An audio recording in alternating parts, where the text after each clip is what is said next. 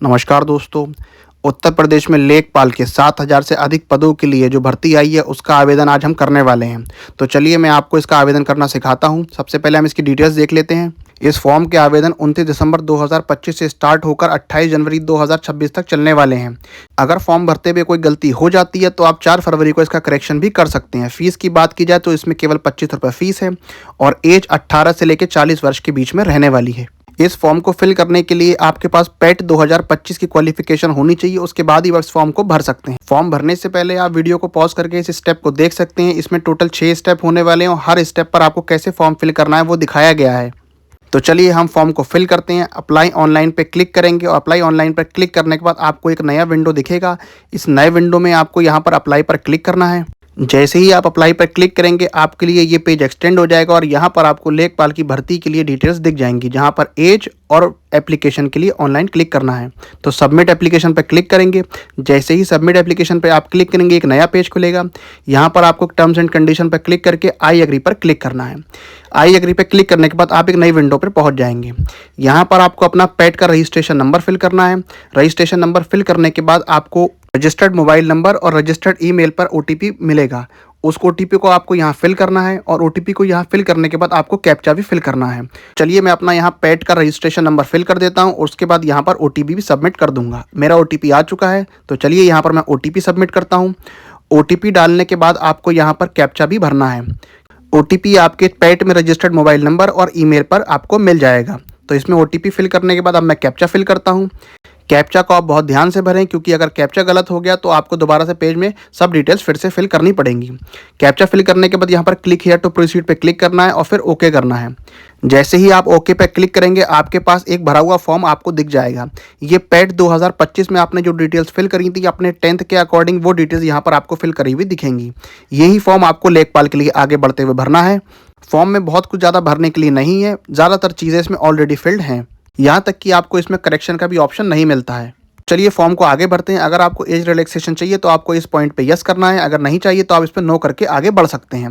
Age relaxation आपको आपकी category के हिसाब से मिल जाएगा, तो इस पर आप यस और नो कर सकते हैं। उसके बाद आपको अपनी 12th की डिटेल्स फिल करनी है। अगर आपने 12th किया है तो इस पर यस कर दीजिए और उसके बाद अपने बोर्ड का नाम डालेंगे। 10th की डिटेल्स ऑलरेडी इसमें फिल होकर आई हुई हैं, तो आपको यहाँ यस करना है 12th के लिए। उसके बाद अपने बोर्ड का नाम डालना है। तो अगर आपने सीबीएसई, आईसीएसई, एनआईओएस या आईबी बोर्ड से किया है या फिर आपने किसी स्टेट बोर्ड से किया है, जैसे मैंने board of high school and intermediate education Uttar Pradesh से अपना 12th किया है, तो मैं ये फिल कर रहा हूँ। आप अपने बोर्ड का नाम बहुत ध्यान से भरें और आपकी मार्कशीट पर इसको ऊपर दिया हुआ होगा, जिसे आप देखकर इसमें फिल कर सकते हैं। उसके बाद आपको यहाँ पर ईयर फिल करना है। 12th का पासिंग ईयर आपको आपकी मार्कशीट पर मिल जाएगा, तो इसको आप मार्कशीट पर नीचे देख सकते हैं। साथ ही आपको इसमें पूरी डेट भी फिल करनी है। तो चलिए मैं इस पर क्लिक करता हूँ। इस पर क्लिक करके आपको दिखाता हूँ कैसे आप इसको फिल कर सकते हैं। सबसे पहले आपको इस पे ईयर ऑफ पासिंग पे क्लिक करना है। तो किस ईयर में आपने अपना 12th पास किया है उस पर क्लिक करेंगे। उसके बाद आपको अपना 12th का सर्टिफिकेट नंबर यानी कि प्रमाण पत्र संख्या यहाँ पर लिखनी है। बहुत से लोग सीरियल नंबर, आवेदन नंबर और प्रमाण पत्र संख्या में कंफ्यूज हो जाते हैं, तो आपको यहाँ पर अपना प्रमाण पत्र संख्या यानी कि सर्टिफिकेट नंबर फिल करना है। सर्टिफिकेट नंबर आपको ध्यान से बहुत फिल करना है, क्योंकि इसके बिहाफ पर ही आपको आगे फॉर्म को फॉरवर्ड करना है। उसके बाद आपकी 12th की मार्कशीट में नीचे डेट दी हुई होगी कि कौन से मंथ में, कौन सी डेट में, कौन से ईयर में आपने 12th पास किया है, उसको यहाँ आपको फिल करना है। जैसे 2017 में मैंने मई के महीने में 12th पास किया था, जो कि मार्कशीट पे डेट है, उसको आपको यहाँ फिल करके सबमिट कर देना है। उसके बाद यहाँ पर आपको परसेंटेज सिस्टम और ग्रेड सिस्टम सेलेक्ट करना है। अगर आप यूपी बोर्ड से हैं तो आपको परसेंटेज सेलेक्ट करनी है, लेकिन अगर आप सीबीएसई बोर्ड, आईबी बोर्ड या आईसीएसई बोर्ड से हैं तो आपको ग्रेडिंग सिस्टम पर क्लिक करना है। उसके बाद आपको यहाँ कितने नंबर मिले, ऑब्टेन मार्क्स और टोटल मार्क्स को यहाँ फिल करने के बाद कैप्चा फिल करना है और कैप्चा फिल करने के बाद आपको इस फॉर्म को सबमिट कर देना है। फॉर्म को जैसे ही आप सबमिट करेंगे आपको एक नया विंडो मिलेगी और आप फॉर्म के अगले पेज पे पहुंच जाएंगे। तो चलिए मैं इस पर क्लिक करता हूं। जैसे ही आप सबमिट पर क्लिक करेंगे आपके पास एक नया पेज खुल जाएगा। यहाँ पर आपकी सारी डिटेल्स फिल करी हुई ऑलरेडी आ जाएंगी। यहाँ पर आपका रजिस्ट्रेशन नंबर, आपका नाम, father's name, mother's name, category, सब चीज़ डिटेल्स आपकी यहाँ पर फिल होके आ जाएंगी। इसको ध्यान से पढ़कर आप यहाँ क्लिक हियर टू प्रोसीड पे क्लिक कर सकते हैं। जैसे ही आप इस पर क्लिक करेंगे आपको एक नया पेज खुल के मिल जाएगा। फोटो और सिग्नेचर आपके ऑलरेडी फिल होके आ जाएंगे, जो कि आपने पेट में फिल करे थे। फोटो और सिग्नेचर आपको चेंज नहीं करने हैं। आपको सिंपली कंटिन्यू पे क्लिक करके फॉर्म को आगे बढ़ाना है। जैसे ही आप आगे क्लिक करेंगे आपको एक नया पेज खुल के मिल जाएगा। ये पेज पिछले वाले पेज की तरह सिमिलर है, बस यहाँ पर फोटो और साइन आपके फिल होके आ गए हैं। और इस पेज पर आपको 2-3 एक्स्ट्रा कॉलम भी फिल करने हैं। जैसे आपको अपना एज प्रूफ देना है, इट मीन्स कि आपको अपनी 10th की डिटेल्स फिर से फिल करनी है। साथ ही आपको अपना कास्ट सर्टिफिकेट भी यहाँ पर लगाना है, क्योंकि अगर आपको रिजर्वेशन लेना है तो आपको कास्ट सर्टिफिकेट भी लगाना पड़ेगा, जो कि आपको पैट के फॉर्म भरते टाइम आपने फिल जरूर किया होगा। एज के लिए आपको एक ही ऑप्शन देखने को मिलता है, जो कि है मैट्रिकुलेशन सर्टिफिकेट। तो यहाँ पर आप सिर्फ 10th की डिटेल्स ही फिल कर सकते हैं, बर्थ सर्टिफिकेट की डिटेल्स आप यहाँ फिल नहीं कर सकते। तो सबसे पहले आप यहाँ अपने बोर्ड का नाम डाल देंगे, क्योंकि इशूइंग अथॉरिटी आपका बोर्ड है। तो यहाँ आप डाल दीजिए board of high school and intermediate education Uttar Pradesh. अगर आपने CBSE, ICSE, NIOS किसी बोर्ड से किया है तो उस बोर्ड का भी नाम डाल सकते हैं। इसके बाद आपको आपकी मार्कशीट किस डेट में इशू हुई है वो डेट यहाँ फिल करनी है। तो सबसे पहले आप ईयर फिल कर लेंगे। चलिए मैं आपको फॉर्म में आगे दिखाता हूँ। जैसे मैंने 10 2015 में किया है तो ईयर 2015 को मैं सेलेक्ट कर लूँगा। उसके बाद मुझे मंथ सेलेक्ट करना है तो मैं मंथ सेलेक्ट कर लूँगा, और उसके बाद डेट सेलेक्ट करने के बाद यहाँ पर मैं सबमिट कर दूँगा। यहाँ पर आपको अपने 10th का सर्टिफिकेट नंबर, जिसे हिंदी में प्रमाण पत्र संख्या कहते हैं, वो भी फिल करना है। उसे फिल करने के बाद यहाँ पर आपको अपडेट पर क्लिक करना है। तो जैसे ही आप फिल कर देंगे और अपडेट पर क्लिक करेंगे, आपको एक नया पेज देखने को मिलेगा। अपडेट डिटेल्स पर आप क्लिक करेंगे। अपडेट डिटेल्स पर क्लिक करने के बाद आपको कास्ट सर्टिफिकेट की डिटेल्स फिल करनी है।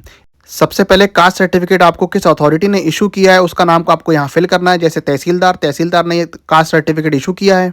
उसके बाद किस डेट में आपको ये कास्ट सर्टिफिकेट इशू हुआ है वो डेट आपको फिल करनी है। सिमिलर जैसे आपने अपने 10th की डिटेल्स फिल की थी, सबसे पहले आपको ईयर फिल करना है। जैसे मुझे 2025 में इशू करा गया है तो मैं 2025 को सेलेक्ट कर लूँगा। उसके बाद मुझे मंथ सेलेक्ट करना है तो मैं मंथ सेलेक्ट कर लूँगा, और फिर मुझे डेट सेलेक्ट करनी है तो उसके बाद मैं यहाँ पर डेट सेलेक्ट करने के बाद इसको सबमिट कर दूँगा। जैसे ही आप डेट को फिल करेंगे तो उसके बाद आपको सर्टिफिकेट नंबर फिल करना है, और सर्टिफिकेट नंबर फिल करने के बाद आपको अपडेट पर क्लिक करना है। जैसे ही आप अपडेट पर क्लिक करेंगे आपको सेम एक पॉपअप दिखाई देगा, जिस पे आपको अपडेट डिटेल्स पे क्लिक करना है। अपडेट डिटेल्स पे क्लिक करने के बाद आपके ये दोनों कॉलम फिल हो जाएंगे। उसके बाद आपको फॉर्म को नीचे स्क्रॉल करना है। नीचे स्क्रॉल करने के बाद आपको सारी डिटेल्स देखने को मिल जाएंगी। अगर आपने इंडियन आर्मी में पहले सर्विस की है तो आपको यहाँ पर यस क्लिक करना है, अगर नहीं तो नो। ऐसे ही आपने नेशनल कैडर कॉप पे अगर आपने किया है तो उस पर यस, अदरवाइज नो। सेम आपकी डिटेल्स फिल होकर आ जाएंगी, जो कि आपकी एड्रेस की डिटेल्स होंगी। यहाँ पर आप इसको बहुत ध्यान से पढ़ लीजिए। इसे पढ़ने के बाद आपको यहाँ पर 3 ऑप्शन मिलेंगे। इन तीनों पर आपको क्लिक करना है, और क्लिक करने के बाद आपको यहाँ पर सेव एंड प्रोसीड करना है। तो उससे पहले आपको कैप्चा फिल करना पड़ेगा। तो यहाँ पर मैं कैप्चा फिल कर देता हूँ। जैसे ही कैप्चा फिल करेंगे उसके बाद आपको सेव और प्रोसीड पर क्लिक करना है। तो चलिए मैं इस पर क्लिक करता हूँ। क्लिक करने के बाद आपको ओके पर क्लिक करना है। ओके पर क्लिक करने के बाद आपके पास 2 ऑप्शन होंगे, फॉर्म प्रीव्यू और प्रोसीड टू पे फीस। तो चलिए इसकी मैं फीस पे करता हूँ। क्लिक हियर टू पे फीस पे क्लिक करने के बाद आपको ओके पे क्लिक करना है। जैसे ही आप ओके पे क्लिक करेंगे आपको एक नई विंडो देखने को मिल जाएगी। इस नई विंडो पे आपको देखने को मिलेगा कैसे आप पेमेंट को आप कंप्लीट कर सकते हैं। इसका पेमेंट गेटवे SBI ई-पे है, तो इस पर आप क्लिक करेंगे और क्लिक करने के बाद आगे नेक्स्ट पेज पर पहुंच जाएंगे। तो यहाँ पर आपको प्रोसीड पे क्लिक करना है।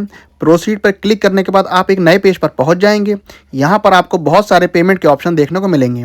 तो अगर आप credit card, debit card, UPI या किसी और तरीके से भी पेमेंट करना चाहते हैं, यहाँ पर आप अपने कन्वीनियंस के हिसाब से पेमेंट कर सकते हैं। तो मुझे UPI से पेमेंट करना है तो मैं UPI QR पे क्लिक करूँगा, और पे नाउ पे क्लिक करने के बाद एक QR कोड जनरेट हो जाएगा। इस QR कोड को स्कैन करके मैं अपनी फ़ीस पे कर दूंगा। जैसे ही मैं फ़ीस पे करूँगा एक नया पेज खुल जाएगा, और यहाँ पर शो करेगा कि आपको इसको कंटिन्यू करना है या नहीं। तो मैं कंटिन्यू करूँगा, और ये फ़ीस रसीद मेरे सामने आ गई है। फीस पे करते ही आपका फॉर्म कंप्लीट हो जाएगा। आपके फोटो, सिग्नेचर डिटेल्स यहाँ पर शो होने लगेंगे। उसके बाद आप यहाँ पर प्रिंट पर क्लिक करके इस फॉर्म को प्रिंट कर सकते हैं, या फिर आप इसको PDF के फॉर्म में भी सेव कर सकते हैं। इस फॉर्म से रिलेटेड आपके मन में अगर कोई डाउट है तो आप कमेंट सेक्शन में हमसे पूछ सकते हैं। ऐसे ही और अपडेट्स के लिए वीडियो को लाइक और चैनल को सब्सक्राइब जरूर करें, और बेल आइकन को दबा लें, और लेखपाल की तैयारी अब अपनी जारी रखें।